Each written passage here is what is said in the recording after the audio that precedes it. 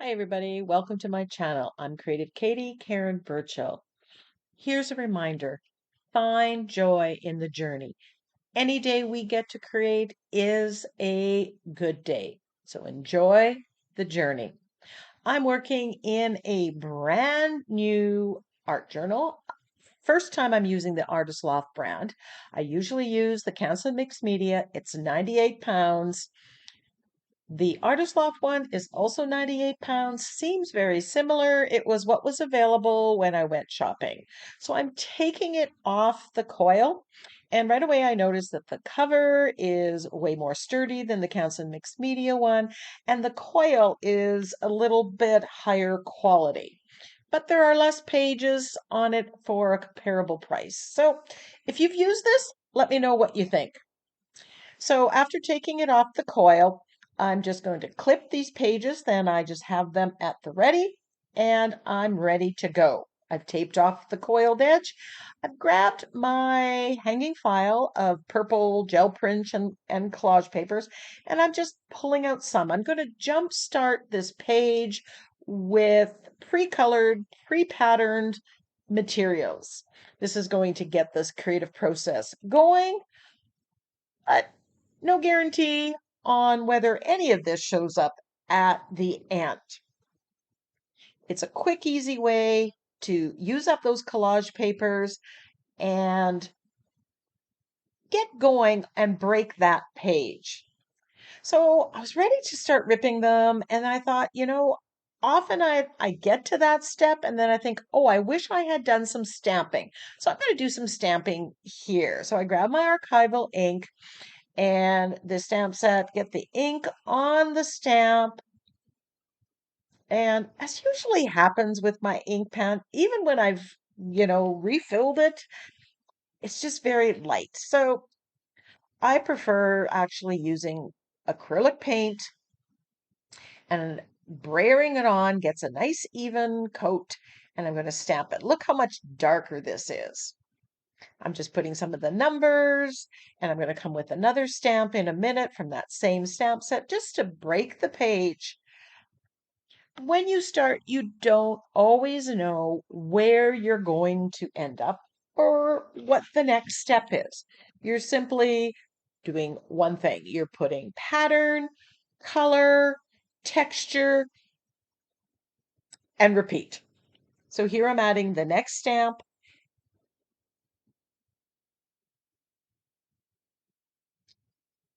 But again, I have no idea where this page is going. I don't have an idea for a focal image.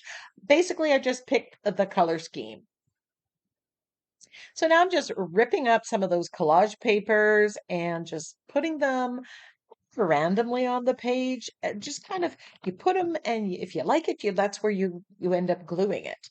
Try not to overthink this part.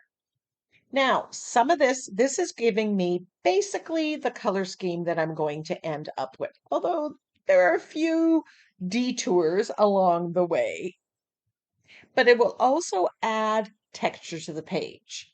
Even if I put a coat of gesso on top of this afterwards, or some of it's covered up, the texture is there, and that all adds to your page. So once I'm happy with where it is, I am getting my fluid matte medium. It's the Liquitex brand that I love using, and I'm just gluing down these collage papers, layering them up. Not too worried. This is giving me some pattern. It's giving me the color. I like to use a variety of paper. Some of this is on copy paper, some of it is on deli paper, tissue paper. Each one adds something different to the page. So mix it up. At the very least, I'm using up some of my collage papers. Yay me. Thought I might add a little more blue in there, but don't. Now I want to add some texture, so I grab this is the Light and Fluffy modeling paste, and it's a little, I think I must not have closed it because it's a little stiff. It's not going on as quite as well, but that's user error, not product error. And I'm putting it on. I'm just going to use it up today. And I'm using this stencil, which I love. I want to add texture to the page and I want to add that swirl motion to my background. Or at least that's what I'm thinking at this point in time. Now, when you use modeling paste, whatever kind, you really need to stop and take the time to clean your stencils. This will wreck your stencils if you leave it on or let it dry. I'm using a key card to apply it. I find the most success doing it. Loving the motion there. And basically, what I have is ultramarine blue, deep violet. And when you mix those two colors, you get basically dioxazine purple, which is what's here. So that's guiding my color choices.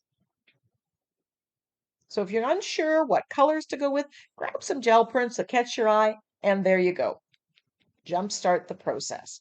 So I'm taking the ultramarine blue and some of the deep violet, and I'm just going to apply color to this. I'm trying to target some of that textured area,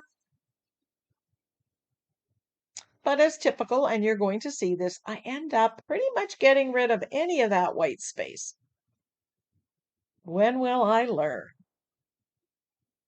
As I said at the beginning, any day I get to create is a good day. I create because it's simply good for me, and it's a whole lot cheaper than therapy. But be open to wherever the page leads. So right now we're losing a lot of that deep violet and adding a lot of blue.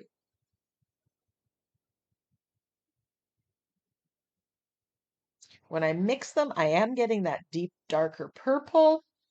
So I don't even need to use the dioxazine purple.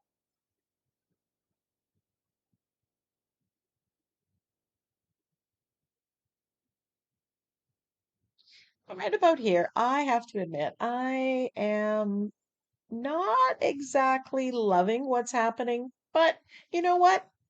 I'm not giving up. Try and try again.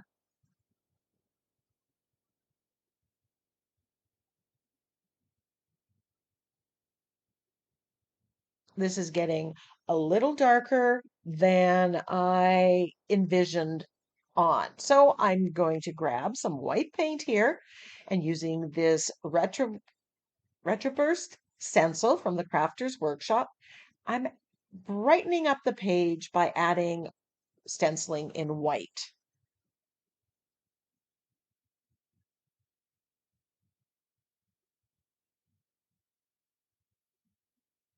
This is one of my favorite stencils. I've used it so much, it adds such an interesting pattern.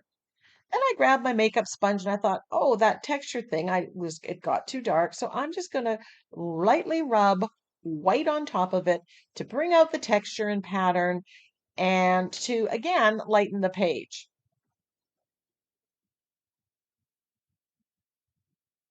Can you guess what I'm thinking now? Now I'm thinking that the page is too light. So sometimes you end up doing a dance. So I think, okay, I just want to add another color here. So I grab um, bright aqua and I'm liking that. It's giving a little bit of contrast in there. But I don't know what was wrong with me today, but I just don't stop. I think, okay, I'm going to put the bright aqua on that textured place. And I'm ending up in the same place. It was too dark. I added the white stenciling and the rubbing. Then it was too bright. Then I had to add this. I think what I just wanted to do was just enjoy it. So now I grab Prussian blue and, well, I create a mess because now I'm not really seeing the pattern. It's just got some dark spots.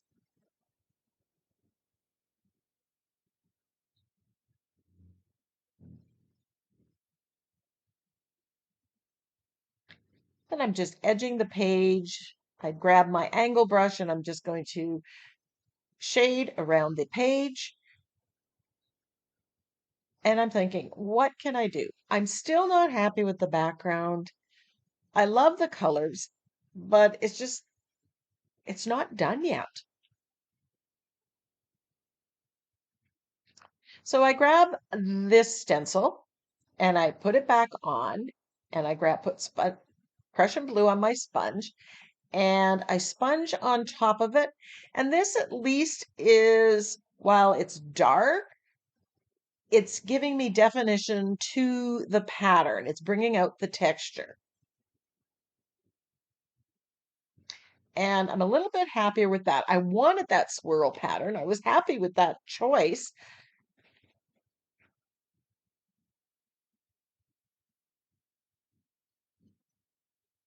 I think sometimes I just want to play and have fun with my paints and my mediums.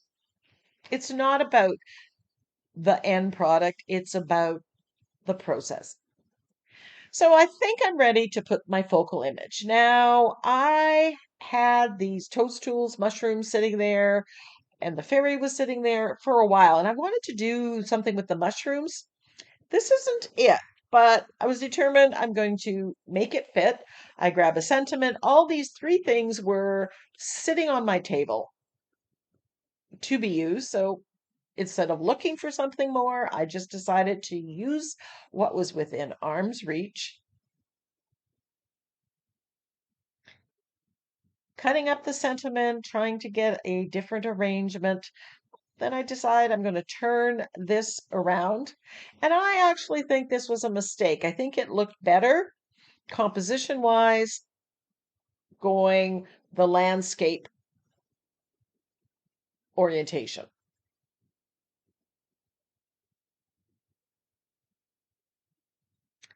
So I'm happy in the moment here. So I grab my gel medium and I'm grabbing gel medium because I've got a lot of texture underneath.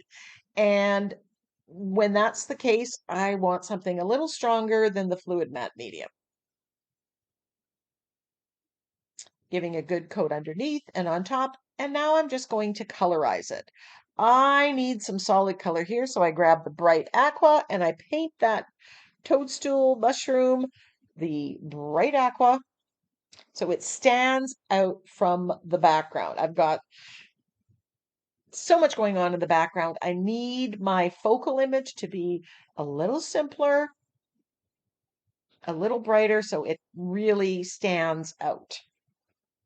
And yes, I could have drawn this toadstool on there and paint it right on the background, and that would have worked too. Then I grab my medium magenta and paint the circles that color.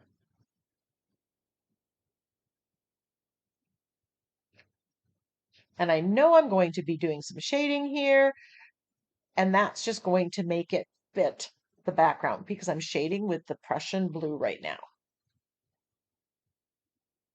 And you can see it instantly, it just marries it to the colors that are in the background. Every step I take changes where I'm going. Whatever happens in this step dictates or guides me to the next step. I'm giving this a dry and adding more shading as I go.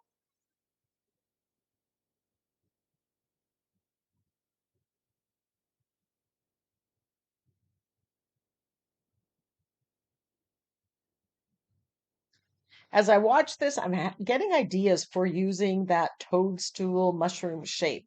So stay tuned. I think there will be some more mushrooms on a page somewhere down the road.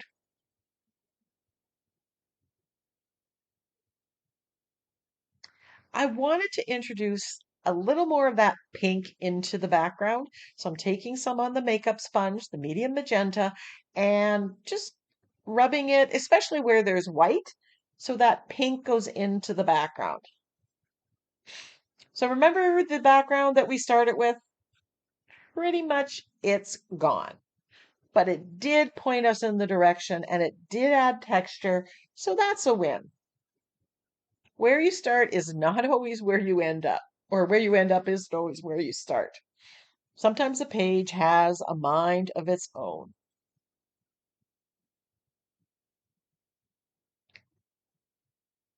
So I'm splattering with pink just to get a little bit more of that pink on the toadstool. That toadstool with the bright aqua just looked a little too pristine and flat. Then I grabbed this stencil from the Crafter's Workshop and just with a little Prussian blue on my makeup sponge, I'm just again grunging it up and giving it some variations and interest. And I really like this. It just bumped the whole thing up, I think. So right now I'm quite happy with the background, with the focal image, how everything is working together. It took me a while.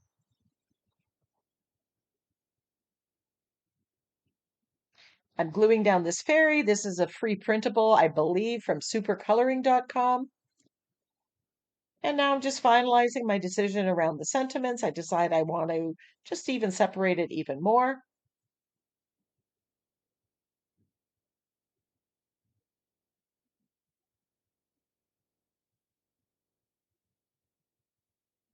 I believe this comes from my Grateful, Thankful, Blessed sentiment pack that's available at Ninny's Napkins. It's a digital download.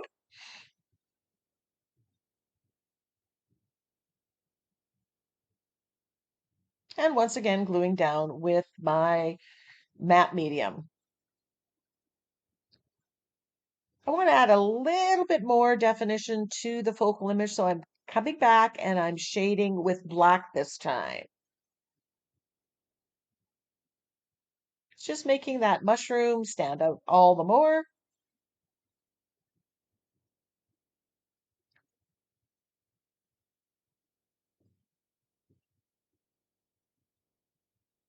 And then I'm shading with the black around the edge as well.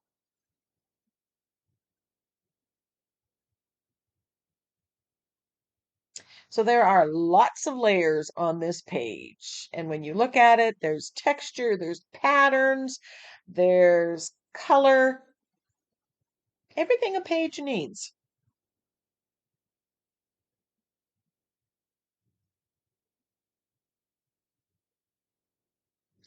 I grab my fine line applicator because I simply don't know when to stop. And I'm just doing some dashes around. I wanted to add white because again, I just wanted that mushroom to stand out a little bit more.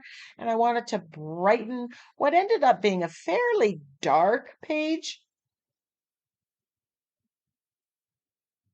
darker than what I initially envisioned, I should say.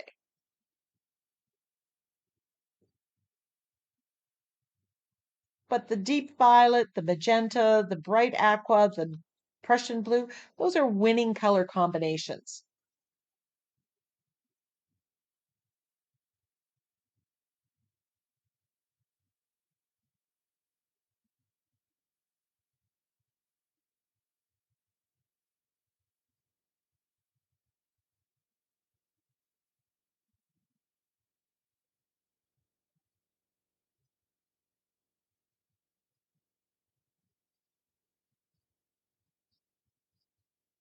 In the fine line applicator bottle, it's just acrylic paint that I have thinned down.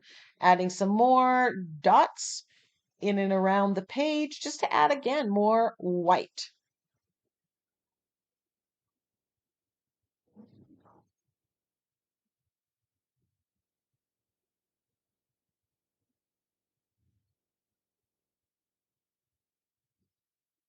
And then I do some white sketchy lines around the edge. There's lots of texture there, so trying to get a smooth line is pretty much impossible.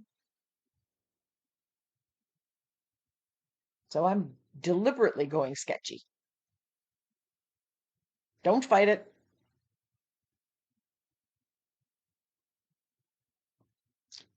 Then I add some gold to the wings and the dress of the fairy. The yellow is opposite that purpley blues on the color wheel, so it really stands out. And I wanted the fairy to look magical and shimmer and shine. Always works for that.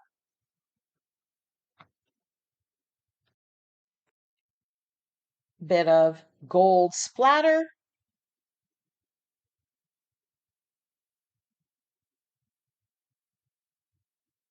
Again, this is just acrylic paint that I have thinned down and I keep in the container because I tend to splatter a lot using a fan brush to apply.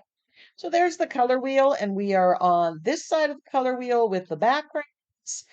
And if you look across, there's the yellow, which that's the gold that I've added.